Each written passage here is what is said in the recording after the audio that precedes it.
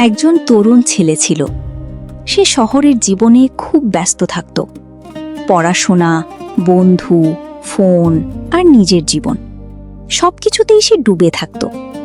কিন্তু তার বৃদ্ধ বাবার দিকে তার তেমন কোনো খেয়াল ছিল না। বাবা কিছু বললে সে বিরক্ত হতো, কখনো কখনো রাগ করে কথা বলতো। বাবা সবকিছু নীরবে সহ্য করতেন। একদিন রাতে ছেলেটা পানি খেতে উঠল। ঘরের করিডোর দিয়ে যাওয়ার সময় সে দেখল তার বাবা একা বসে আছেন। বাবার হাতে তাসবিহ, চোখে পানি।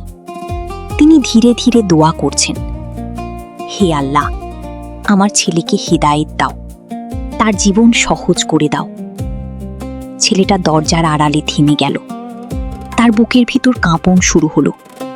সে তো বাবাকে কষ্ট দেয়, তবুও বাবা তার জন্য এভাবে দোয়া করছেন।